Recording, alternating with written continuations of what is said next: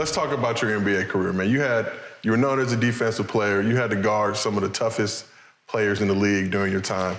If you had to give me your top 3 dudes who were the hardest to lock up, who would it be?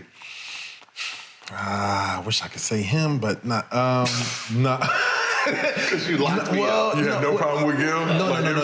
Basically, I had no problem with Gil. I had one encounter with Gil.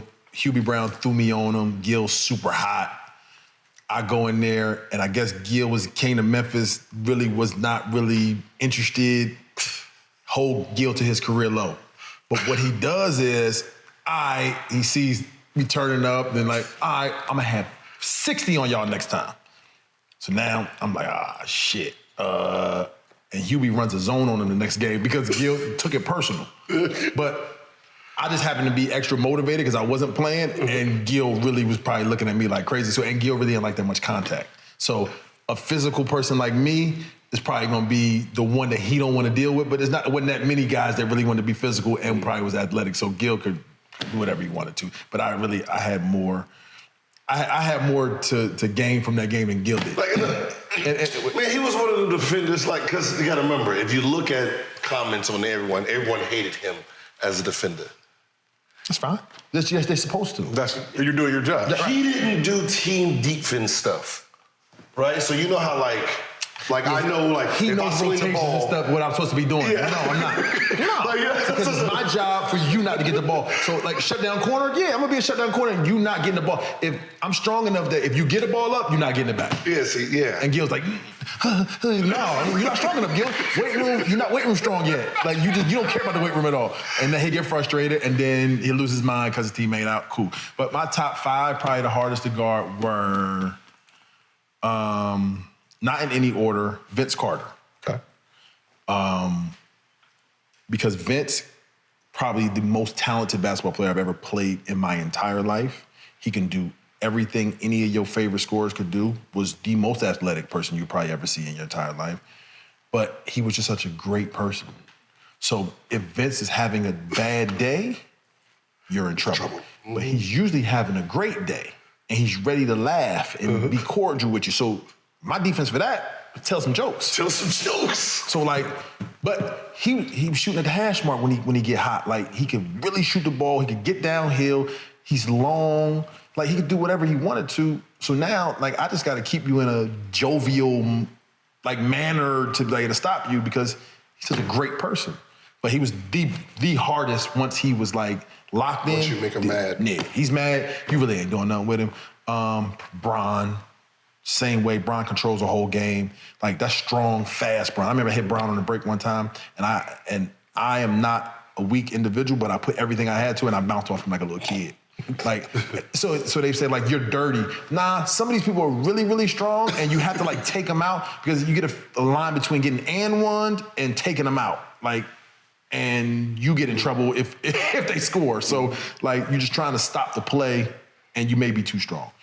But Bron, once he locks in and is coming downhill, he used to be hell off the ball with his backdoor cuts and things of that nature.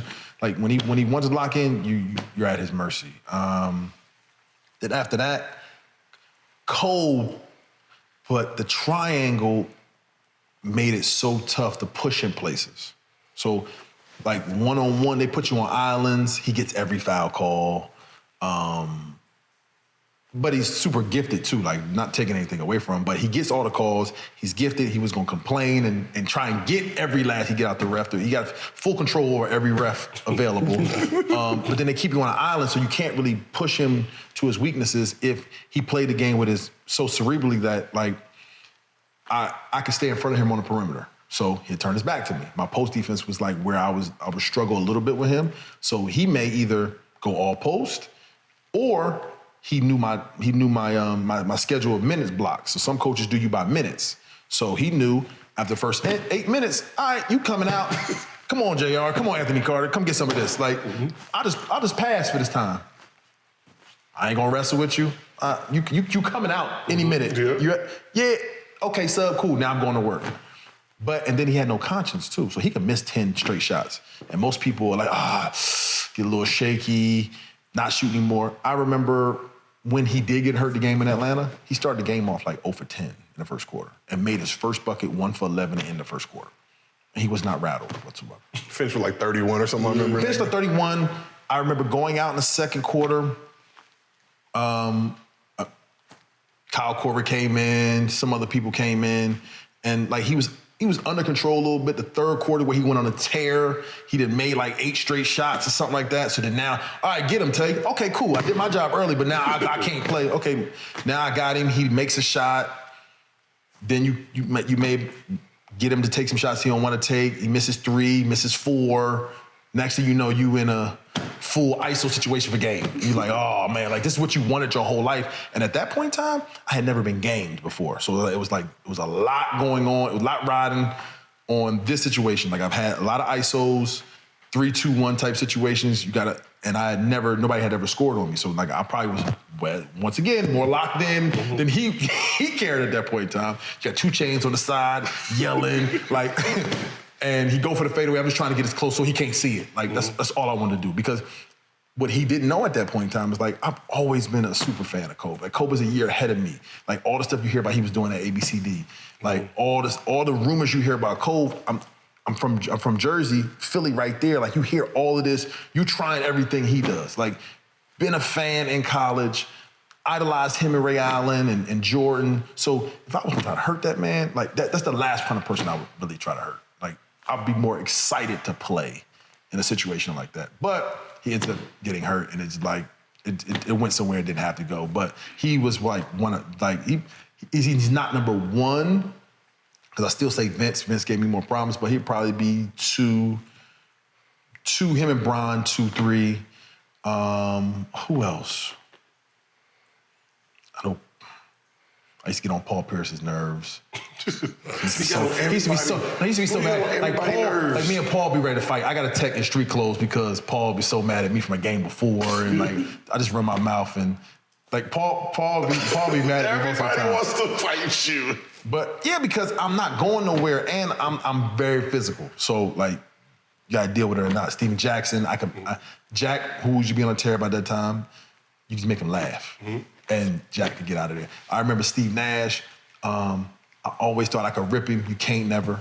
Like, it seemed like he out there just, you could get it, you can't get it. You can't get it. You pressure him, nope. Did you have to guard AI? Not really. But I remember guarding him one time like, oh, yeah, he's fast as they say he is. Okay, it's real. One of those, hey. Yeah, it's real. Okay. Anybody, out of those, anybody after that? You got anybody else? We did. T-Mac didn't want to, I didn't really have a problem because T-Mac was finesse. He didn't like contact. So like, once again, if you get into him, he'd be like, I'm cool today. Like, I wait this one out. So I got 3 other games with it. People let me run around, so I didn't really. That's what I said. It wasn't. You know who? I ran into Seattle Ray Allen and Flip Murray when they were on that tear. Yes. And that's probably how I got my first minutes by guarding Flip because Flip was on a tear, and I got to be physical with Flip and put him in like, get him, young fella. Cool. And then Flip was like, man, get this off me, man. But cool, but like Ray Allen was tough back then. Shit, I mean, you gave us. If you switch on to 4s, like you just can't get to it. Like he's gonna get to that fade, put his knee in your chest.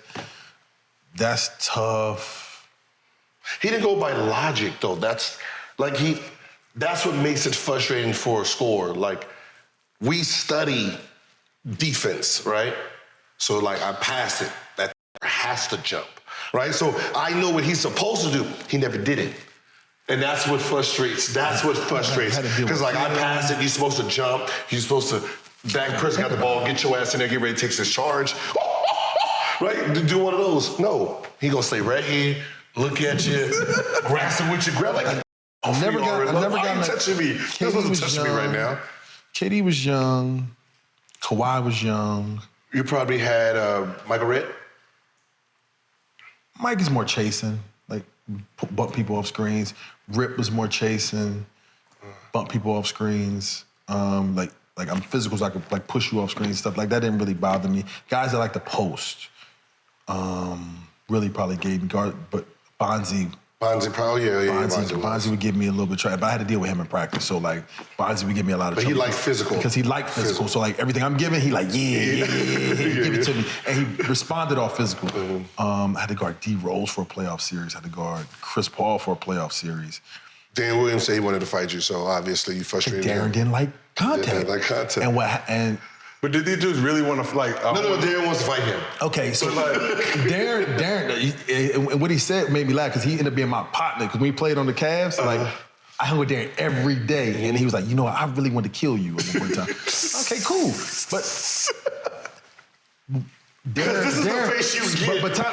but Darren used to be rocking people. I'm like, I ain't getting rocked. You ain't gonna embarrass me. So he got by me one time, and I tripped him. And that might be the worst thing for a guard because you fall on your knees. Like to get tripped and slide across the floor, that's bad. So when I tripped him, it kind of made him so mad. Like I kind of clipped him. And I saw it got to him, so then I just kept with the clippings at that point. Because my job is to get things done. That was kind of your thing. I mean, I think about Kobe in like the West Finals in 09, the same, the same little joint. Kobe on the Western Conference Finals.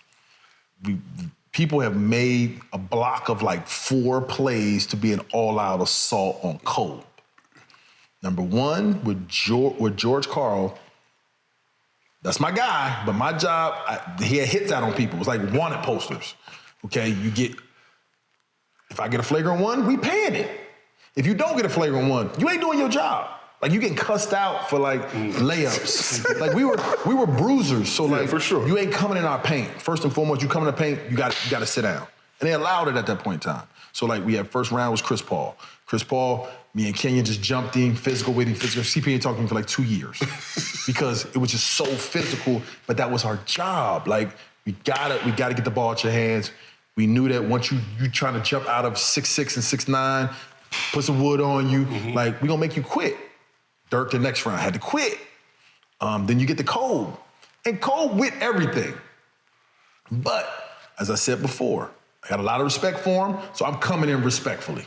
But he don't really care about you. So, while he doesn't want to be touched, he likes to do a lot of touching. He like to elbow you in your face, and he like to push you to get open, and like, which is all part of the game I'm not mad at, but then he complained to the refs, you can't touch him. One play, when I tripped him, I remember denying him to get the ball open. He couldn't, his teammate didn't give it to him, so he was mad at him. So he swung it, and, no, I apologize, it was a side out of bounds. I'm denying him. He elbowed me in my Adam's apple. So when that closes up on you, like you can't breathe, now I'm mad. And I'm a person that believes in get back. So he swung the ball, and and the shot went up, and he tried to get by me, and as not being able to breathe, I was like, nah, get back here. I'm done with this. Like, I want that foul. They didn't call it. I was like, oh, I got away with it. Cool. He's livid, never said a word to me. That's one block. But we've been fighting for games here now, like 4 games prior. Now we in the Western Conference Final, everything's on the line. You didn't elbow me in my throat. I don't know if y'all been elbowed in your throat before, but it kind of really hurts. So I clipped him. You're right. Then we had, I pushed these. But I've guarded thousands of possessions. Like, it's not like I only had one possession on it and I tripped him. He elbowed me in my throat, I had to get back. I couldn't get my hands on him. I got it. I feel like I got it. If they called a foul, yeah, I did that. I did it. I did it on purpose. He's strong enough to eye clip somewhere, and I just couldn't get my hands on him. Never again. I blacked out for half a second. I couldn't get my hands on. I wanted my get back. Got it back. Cool. Then there's another one. I pushed him in the back. Right? And our rule was like no dunks and no layups. So I thought I was doing the right thing. I swear I thought I was doing the right thing because he beat me for the first kind of time like where I see the back of his jersey. I got 2 options. Take his head off because he can't see me. Like when he gets in the air, I got to swipe and just take him out. Or push him before he even jumps. So you see me, I just push him and he never gets in the air and he feels like he's disrespected. But I can't give up layups because I lose money. I get fully disrespected in timeouts. Like they had me so wound up. Chauncey, Kenyon, George had me so wound up and so frustrated. They were on my ass at all points in time. So If he'd have got a dunk, I'm getting cussed out by Big Shot. Big Shot fully cussing me out. Why you ain't fouling? Why you ain't do this? But I take all the embarrassment when I do something wild. So I'm taking it from my teammates and me and him in a full scrap. So I pushed him in the back so that he didn't get hurt. Like he didn't get in the air and I didn't take him out the air. Because that was my responsibility at that point in time. And then the other one is where he gets hurt on the last second shot. But I had guarded him for 32 minutes of a game. And if you're gonna hurt somebody, you gonna hurt him in the beginning of the game, or I'm gonna do it the first play. You can do it minute one. I'm gonna get him out. I'm not gonna play with you. You embarrass me for 32 minutes. If I'm gonna really hurt you, I got it on my mind. I'm not gonna wait till the end to hurt you. You know what I think I'm gonna do? Did I ever hurt you though? No, I'm not gonna need to go back and watch the film to see how dirty he was. Because there's no reason I had three. There's no reason I had three regularly. I naturally three. And then, no. but how this came about, we was in the weight room before, and I was like, yeah, I lock all that up. Gil ain't gonna never talk to me crazy. He was like, no, let me see when I played you. And he went and said, oh, you did? I was like, yeah, I told you I locked that shit up. I was like,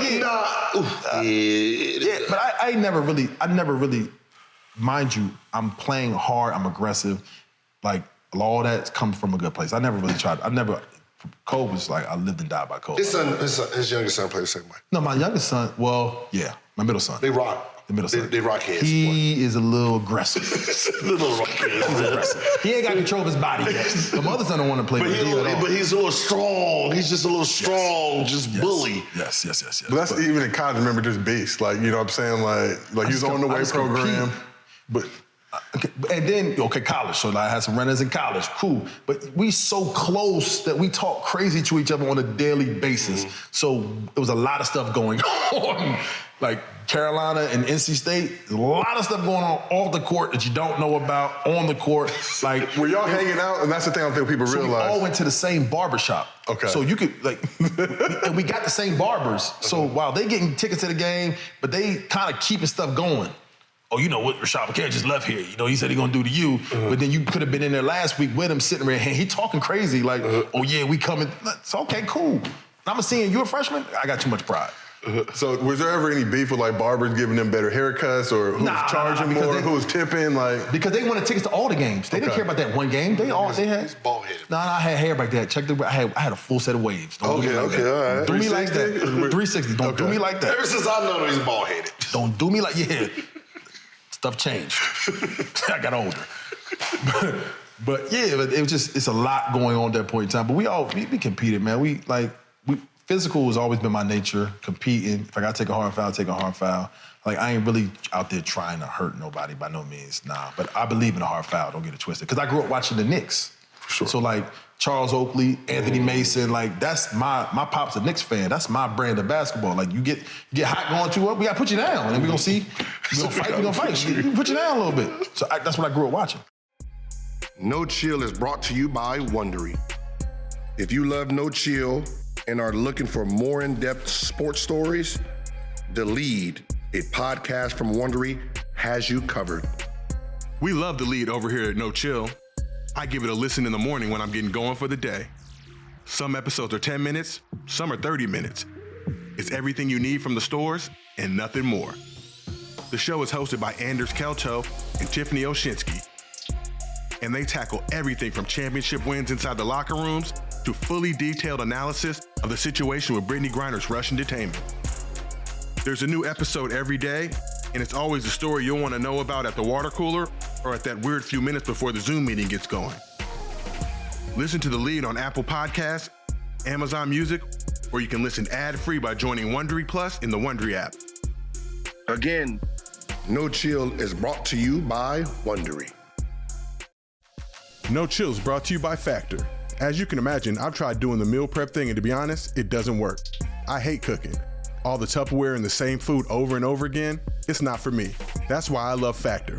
Factor makes it easy for me to eat clean 24/7 with fresh, never frozen prepared meals that are so delicious you wouldn't believe they're actually good for you. Depending on what you need, Factor takes care of your meals from 4 to 30 meals per week. Do you have a busier than normal schedule coming up and need to double up on lunch and dinner? No worries, add an extra 2, 3, or even 4 to your order. My favorite part is that every meal arrives pre-prepared and ready to eat in 2 minutes. None of that follow this easy recipe stuff. Just great, healthy food that's ready to go. No dirty dishes either, which again, I hate doing. And if you have a specific diet, Factor likely has a plan for you. Whether it's vegetarian, vegan, keto, low-calorie, cold-pressed juices, energy bites, plant-based bars, extra protein, veggie sides, they have your needs covered. Head to go.factor75.com/nochill120 and use code NOCHILL120 to get $120 off. That's code NOCHILL120 at go.factor75.com/nochill120 for $120 off. Let's talk about that 2016 Cavs. You come under the squad late.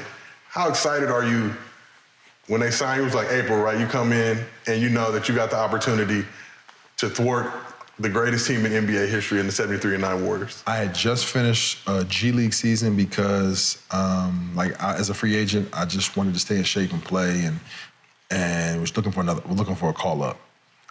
Halfway through the season, was about to just go home and not play basketball anymore. But I was healthy, so I wanted to finish my basketball career out. I had a healthy mind, healthy body. Just wanted to finish playing basketball so I could just close that chapter.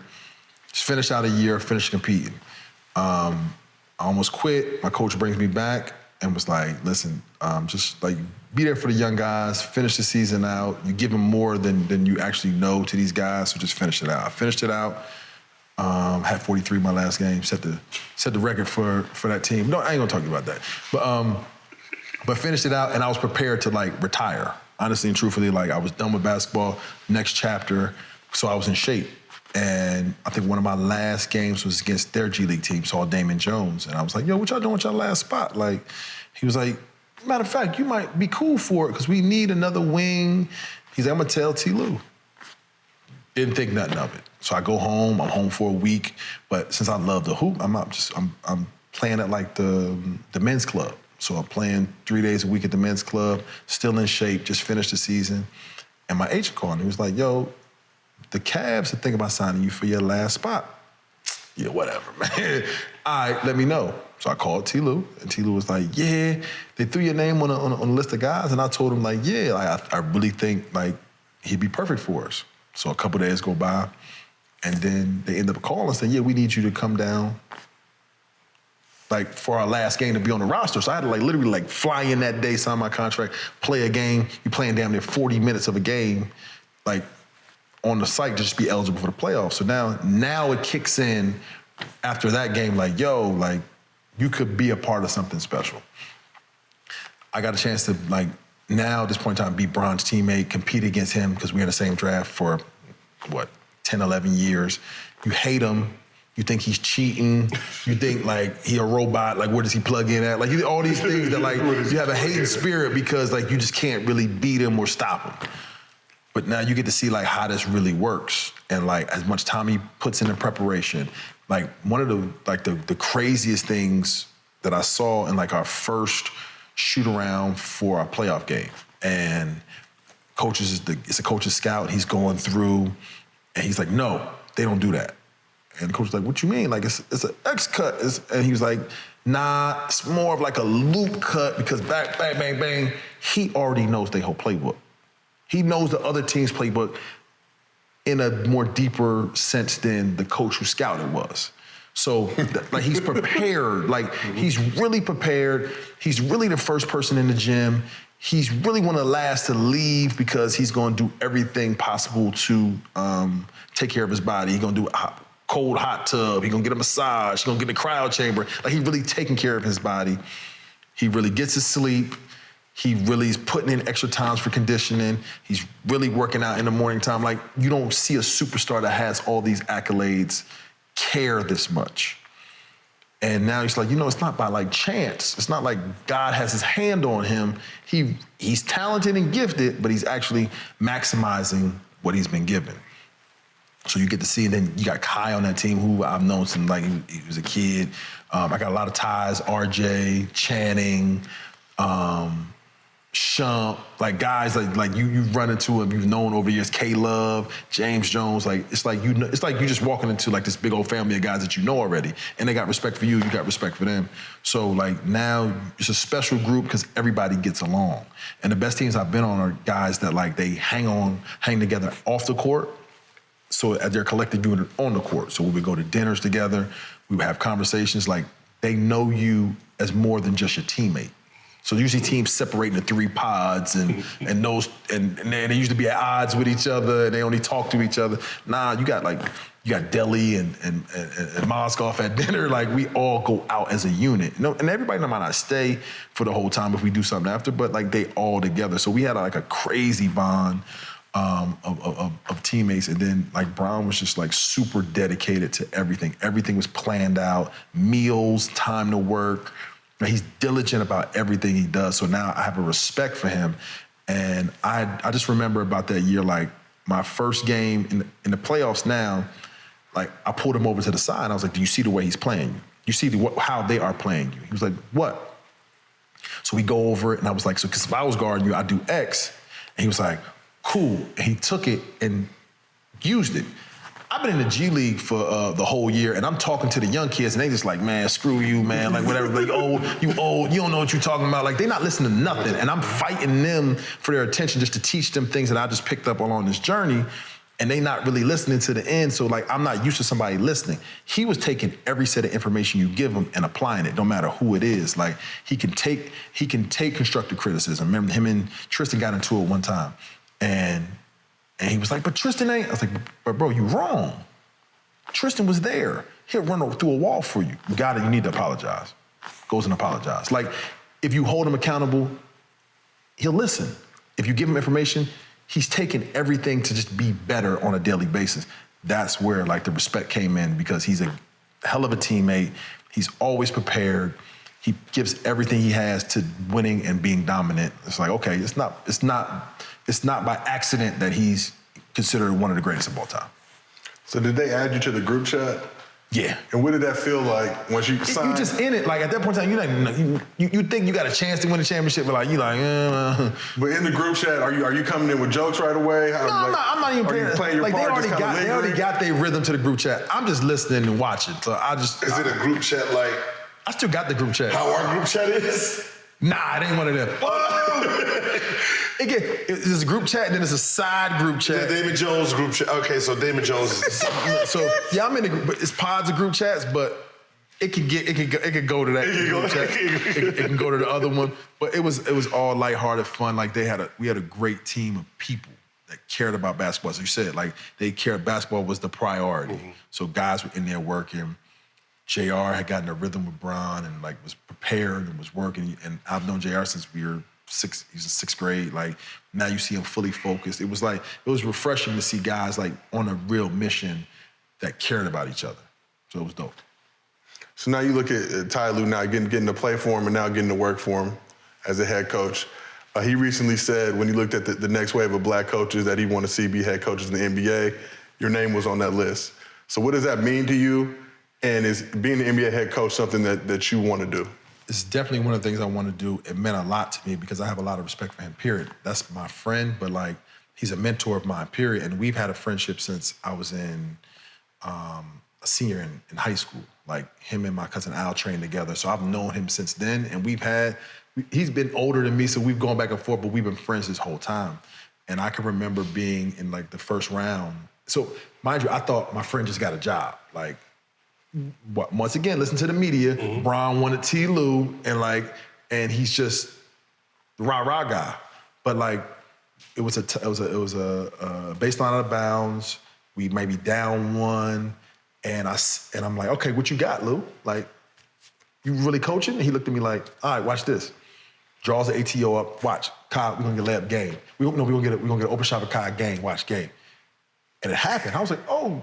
You really out here coaching. Like, so then I started paying attention to him being a coach and how prepared he was and like how he could communicate and why it was working. So then like, not only do I respect him as a friend, but then I have a professional respect for him. How he can communicate with guys, how he can get guys to do what he needs to do without being the traditional coach of just like, you can do what I'd say or else. Like, it was like, nah, it was a rhythm of like, we work together. This is my job, this is your job, we need each other to win, so now we communicate as coworkers, not as I'm here and you're here, and you just do what I say. He doesn't have to have that type of rhythm with the guys. All the guys respect him. Everything comes from the perspective of being a player. So I can't ask you to do something that I never thought I could do too. Like, We had conversations with the players about like how to lock in, what we need, what I give you. Like it was a constant rhythm and flow that helped me on my journey of what I wanted to be as a coach. So now I get to learn from him. And as I said, it meant a lot for me because somebody like I hold in my top tier of coaches that I played for in my entire life.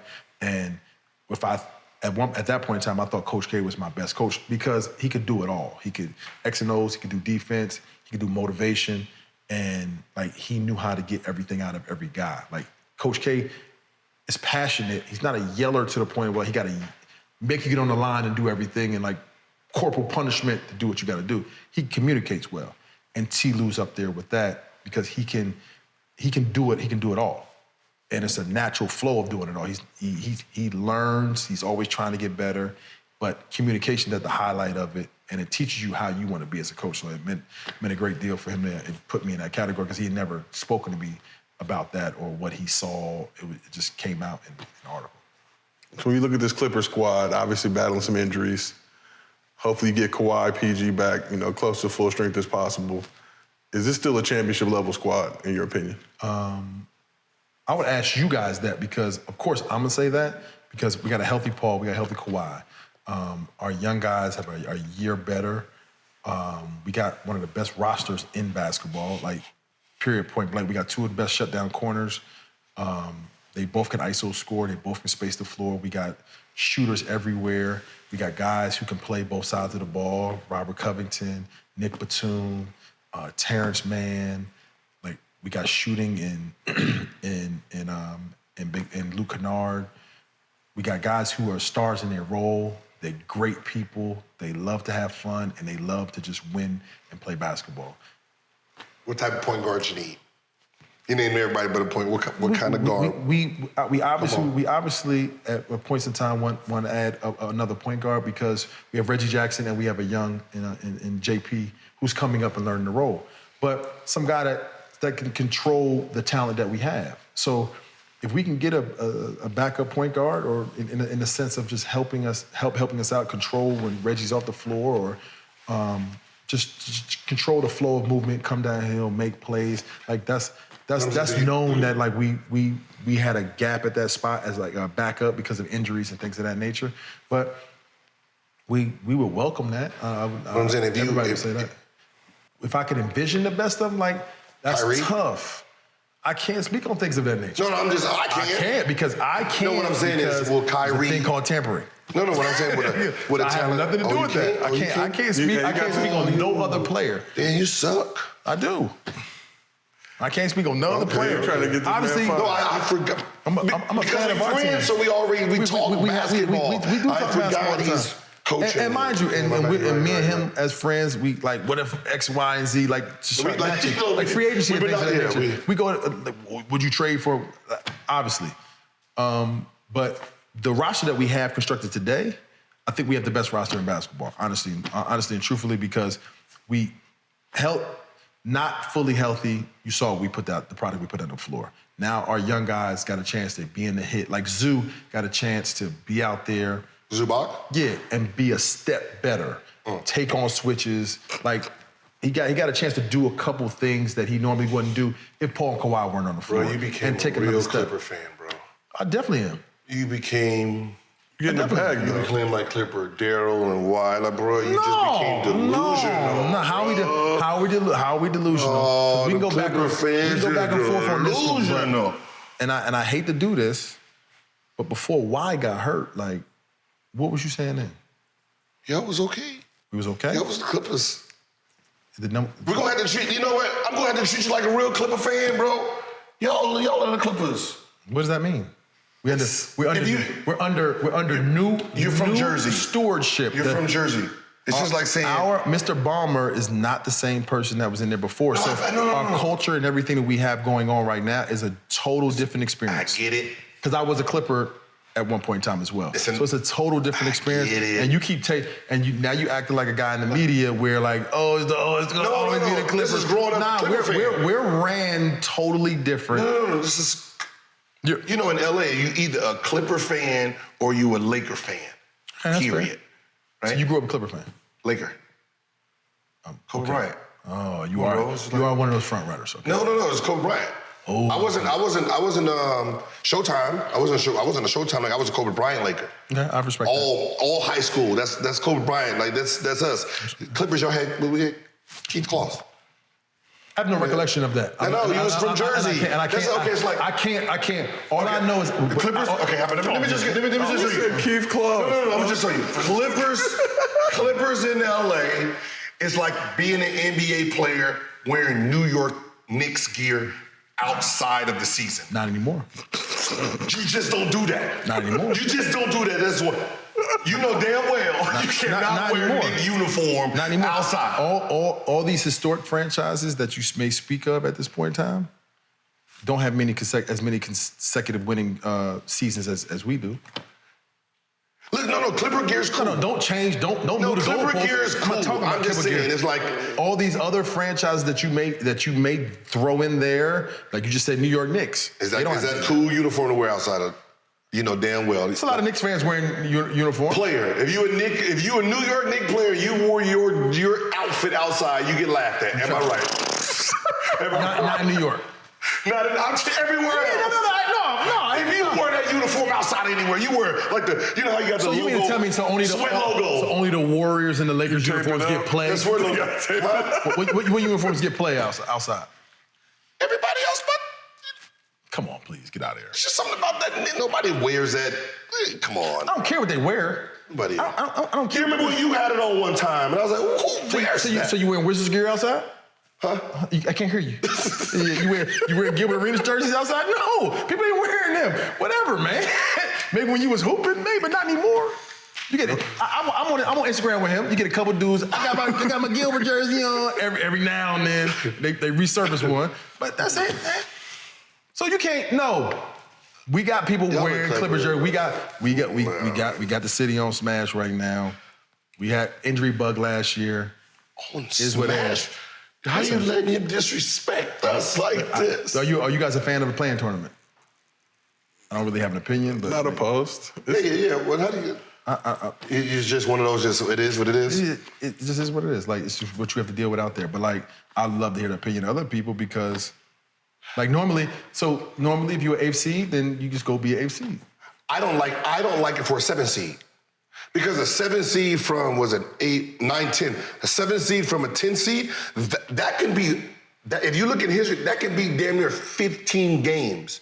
So why are you allowing a 15-game gap get a chance to make the playoffs? It was.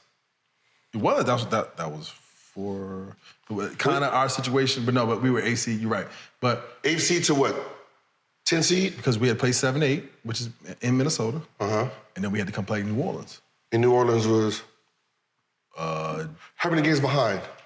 10. 10, yeah, that's... But at that point in time, but mind you, they had made up for their wrongs, and they were playing really well at the end of the year. So that's why it gets a little... It's a little different now. It's a little different now. You can have that team that struggled early, the New Orleans Pelicans got a trade. Now they grooving a little bit, but their record is not where it was, and that's always been there over time.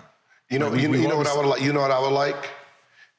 And they could be good. If I'm 8 and you're 10 and you beat us, we switch ping pong balls in the draft. Don't give me the AFC ping pong balls and then I'm not in the playoffs. And 10th is in the playoffs. Now, they made the playoffs, plus they get a top 3, 4, 5 pick. No. That's not how that's going to work. I guess that's all up for, like, the creativity of it. I just, like, we had to play 2 games. We had to win 2. We did because that's what I'm saying. Because New Orleans is going to have a better pick than you. Yeah, that's nah. No, we should be able to switch. Okay. You beat us, switch. Now we're going to see if you really want to make these playoffs.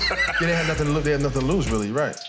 Yeah, because that's what I'm saying. Because if you make the playoffs and then you lose that 10th you make the playoffs, you don't want it. And you get a non-playoff ping pong ball. Yeah, you don't want that. Yeah, you don't want that. Well, Dahntay, we appreciate you pulling up, man. This has been a legendary episode of No Chill with Gilbert Arenas, but we'll be back with more very soon.